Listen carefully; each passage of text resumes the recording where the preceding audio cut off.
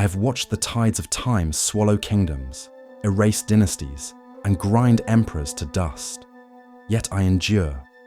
I am Szass Tam, the master of Thay, Zulkir of Necromancy, the architect of eternity itself. Thay, my land, a vast dominion of ambition and power, where the red wizards scheme and spill blood in the shadows of their spires. From the marshes of Thay to the peaks of Thaymount, from the gates of Besantur to the impassable Sunrise Mountains, my will stretches across its breadth. The free cities that once dared defy us lie in ruin, their people bound to my legions, their histories rewritten by my hand. The red wizards once bickered over dominion, vying for supremacy like gnawing rats in the dark. But now they kneel, they serve, as all must. This is no mere land, it is an empire of dominion, a testament to the inevitability of my vision. The rivers of Thay and Lependra carve through the land like veins, carrying the lifeblood of conquest. The city of Thay stands vigilant at our northern gateway, while Besantur, with its many spires, whispers of our strength to the seas. The free cities of the Alhambra Sea, once defiant, now tremble at our might. They have seen what fate awaits those who stand against me. Our borders are not fixed, nor shall they ever be, for Thay is ever expanding. Nethantia and Nethjet, once bustling trade cities between Aglarond and our dominion, now serve a higher purpose within my grand design. My forces have swept through their streets, their banners replaced with the crimson sigil of Thay. The Priador, once a mere plateau, has become the heartland of my power. Its lands claimed and reshaped to serve my will. And at the very core of this dominion lies El Taba, the seat of the Red Wizards, the throne of my ambition. Beyond these lands, ancient secrets whisper from the ruins of a bygone age. The citadel, an impenetrable bastion, predates even the Red Wizards, its origins lost to time. Some say it was built by the lizard folk before they were driven into the swamps by humanity. Others claim it is older still, a relic of a forgotten empire. What is certain is that it now belongs to me, and within its depths lie the mysteries of the ages, waiting to be unravelled. Even before the tide of undeath swept across, the citadel was a place of darkness, a nexus of forbidden knowledge. Its walls have borne witness to rituals that defy the natural order, its halls haunted by echoes of power that lesser minds cannot fathom. And now it is my sanctum. Here, amidst the cold stone and the ceaseless whispers of the dead, I shape the destiny of my empire. Before my ascendancy, Thay was ruled by the Zulkirs, each vying for dominance in a fragile balance of power. They were powerful, yes, but short-sighted, content to bicker amongst themselves rather than achieve true supremacy. I understood what they could not. Unity is strength, and true power is eternal. The old ways, the ways of impermanence and frailty, had to be burned away so that something greater could take their place. Let the lesser lands fall into chaos, their rulers squabbling over fading thrones. Let them waste their fleeting lives in pursuit of power they cannot hold. This land belongs to me, and through undeath, it will endure beyond the folly of mortal ambition. The world may look upon what I have created with fear and hatred, but in time, they will come to understand. This is the only true path to eternity. Today, we hear from Szass Tam, the infamous Zulkir of Necromancy, and leader of the Red Wizards, to uncover his life, perspectives, and what we can learn from his success. I was not always as I am now. The year of the Dark Dawn, 1104 DR.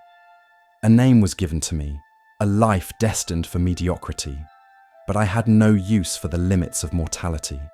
I carved my path in shadows, gathering power under the guise of Tarluth Narmandur. Adventurers, greedy and blind, fetched for me relics and enchantments beyond their comprehension. They thought themselves cunning, but none left my employ alive. Every treasure, every tome, every secret they unearthed became mine alone. And then there was my master, a man of talent but small ambition. He taught me well, but his usefulness had an end. I took what was his books, his elixirs, his knowledge, and left his body to patrol my halls, a mindless sentinel of bone and duty. Waste is a fool's indulgence. He turns from the crystal ball, looking past the darkness as if peering into distant memory. The red wizards thought themselves strong, and perhaps they were, in their own feeble ways. But strength is not measured in the moment, it is measured in the eternity that follows. The Zulkir of Necromancy, Neressa Flass, believed herself unassailable. She thought her vampiric immortality made her superior to all. But she was wrong. She was a relic, clinging to half measures, to hunger, to restraint. I led my brethren to her lair, and when the dust settled, I stood alone as the new Zulkir of Necromancy. And then came the duel. My rival, a master of evocation, thought himself prepared, believing he knew the limits of my magic. How foolish. He expected the touch of death, the cold embrace of my craft. Instead, I drowned him in fire. 12 fireballs in an instant. He wasted his power resisting, warding, clinging to hope. I remained patient. When his defenses fell, I had the entirety of my magic yet to cast. I walked away victorious. He did not walk at all. His voice grows softer, almost reverent. But these were only the first steps. I sought the ultimate transcendence. The body is weak, the flesh a prison. Mortality is a shackle for the fearful. I was never afraid. I delved into ancient tomes, unlocking the forbidden rites of undeath. The transformation was agony. My mortal shell withered, yet my mind expanded beyond the limits of flesh. When the ritual ended, I had become something more, something eternal. Liches are feared, and rightfully so. Many believe us to be creatures of mindless hunger, driven only by the need to sustain ourselves. They are fools. The weak must consume to persist. The strong persist to dominate. My power no longer ebbs with age, my mind no longer dulled by the passage of years. Where others wither, I remain. Where others falter, I advance. Time is mine to command, and through time, so too is my empire, my land. His skeletal hand clenches, dark magic seething between his fingers. And so I build, I shape, I conquer. Those who stand against me find themselves swallowed by the endless tide of my will. My enemies break upon the foundation of my eternity, and my allies kneel before inevitability. The dead rise at my command, their fealty absolute. The living whisper my name in fear and reverence, for they know there is no escape. Szass Tam is forever.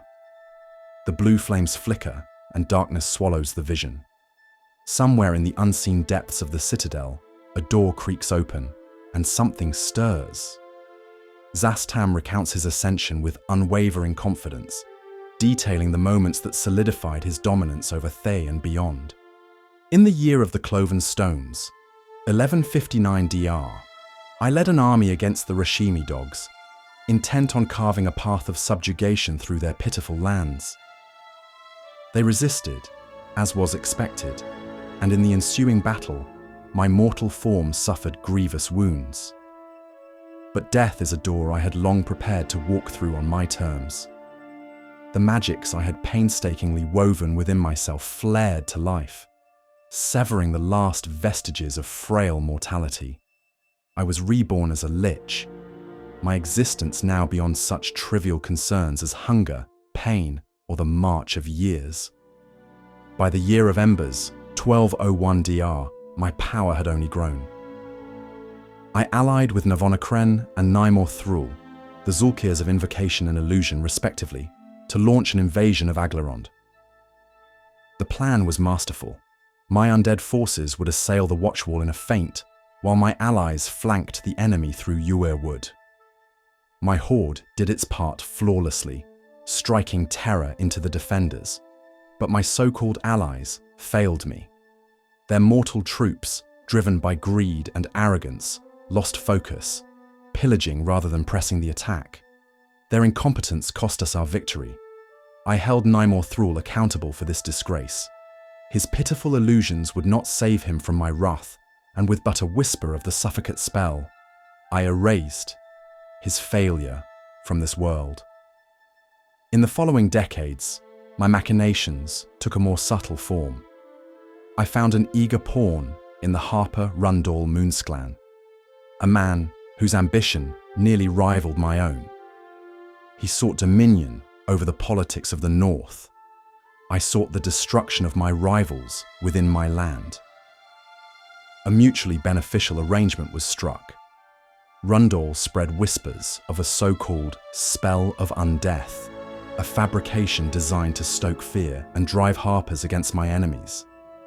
Many fell, and with each death, my power solidified. Yet the Harpers are not as foolish as I would like. Rundall grew wary as his men were slaughtered and reanimated into my service.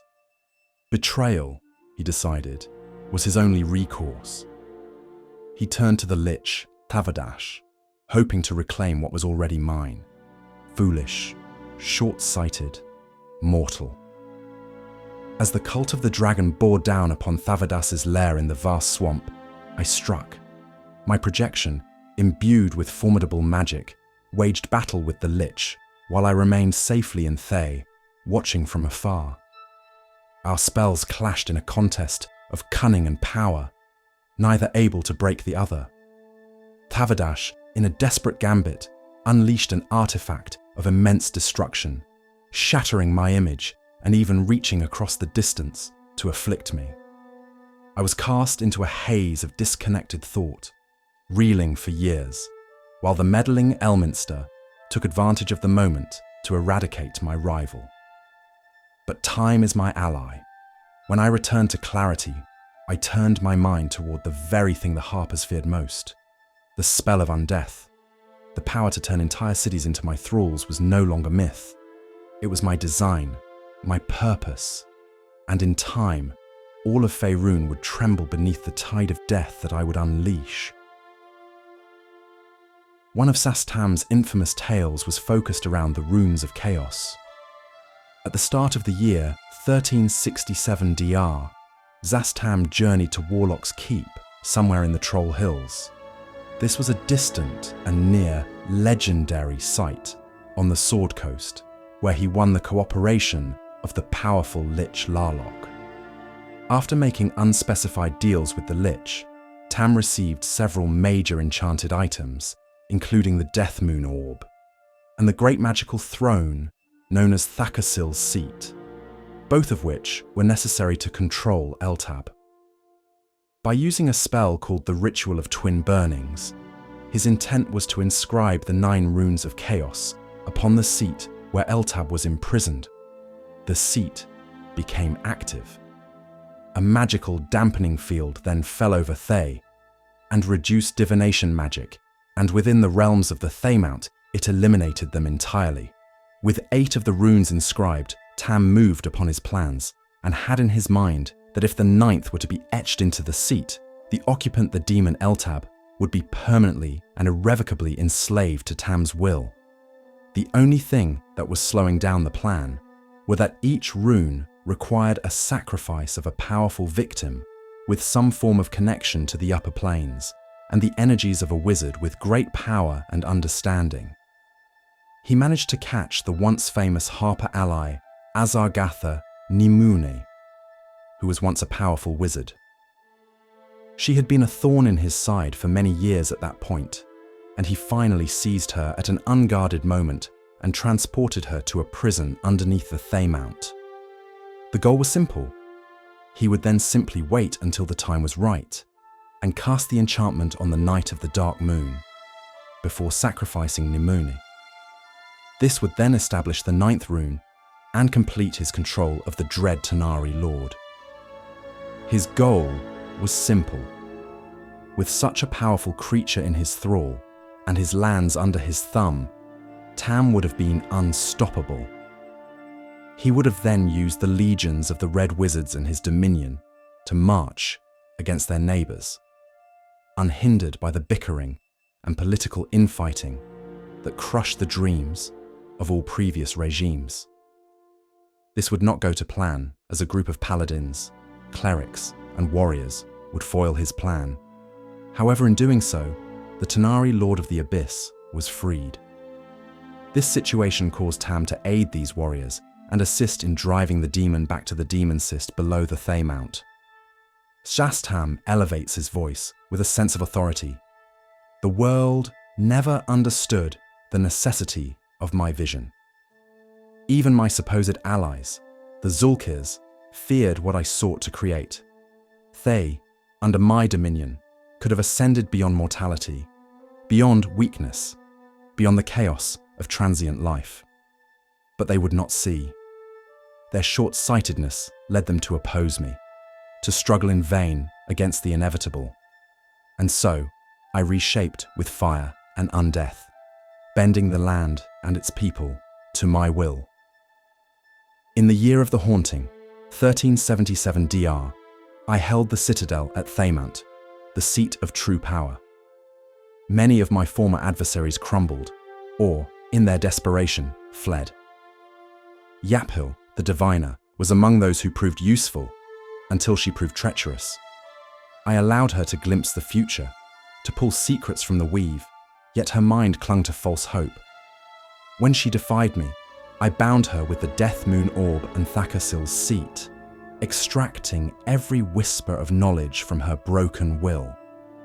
She saw the path to my victory, an ambush at the Keep of Sorrows, but she also saw more than I intended, and in her final moments, the blue flames of prophecy consumed her. The vision she beheld foretold the end of the old order and the rise of something new, though I did not yet comprehend the full meaning of her words. When the moment came, I stood at the heart of battle, directing my legions to crush those who opposed me. The Zulkir's resistance weakened, their forces dwindled, their illusions of power shattered. With the Death Moon Orb, I sought to bend even my strongest foes to my will. But then the Spell Plague came. Azure fire ripped through reality, unraveling magic as I had known it, shattering the very instruments of my domination. I was struck, my body racked with power beyond even my comprehension. My magic faltered, my flesh, what little I had retained, was seared away, revealing the pure necrotic essence beneath. I withdrew, not out of fear, but calculation. The Spell Plague was a force beyond even my immediate reckoning.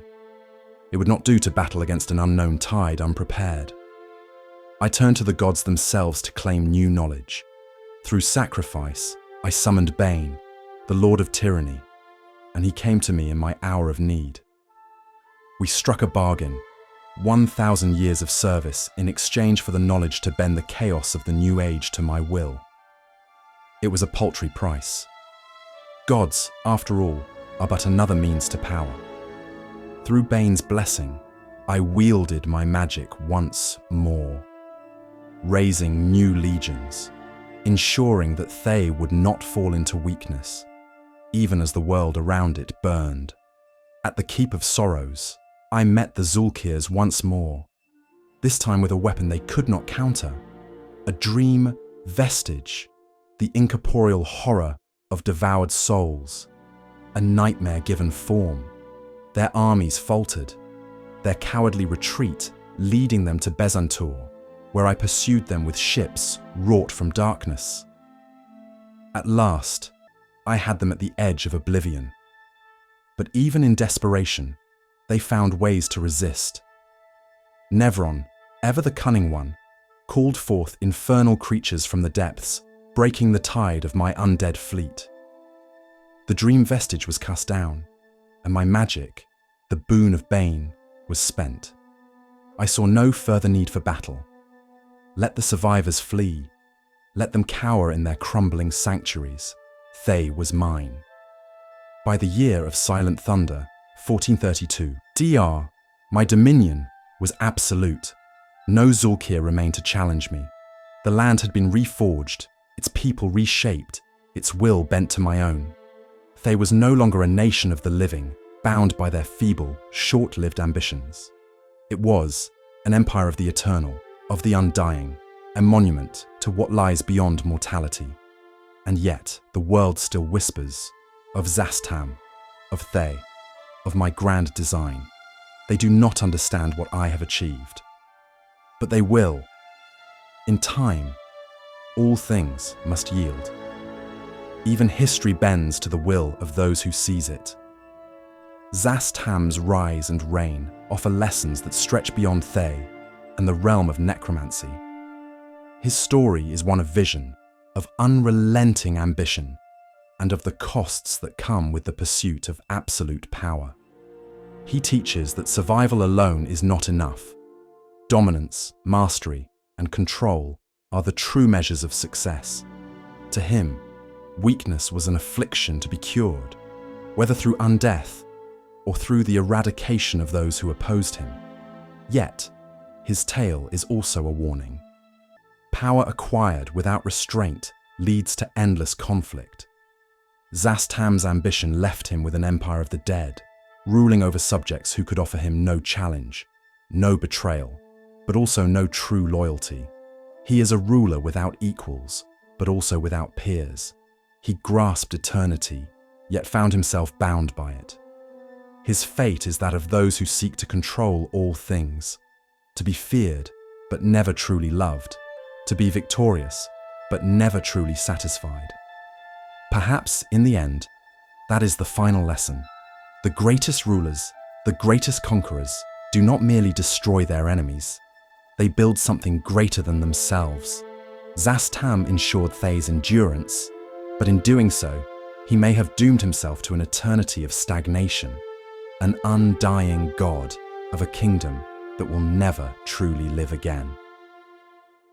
Thank you for watching the video. We have more videos planned, so like and subscribe to make sure you watch those when they release. Thanks to our members DJ, Alberto, John, Zeno, Fire, and Forrest who have signed up to our memberships. If you would like to support the channel further, take a look at the links for Patreon and our membership on YouTube. See you all on the next video.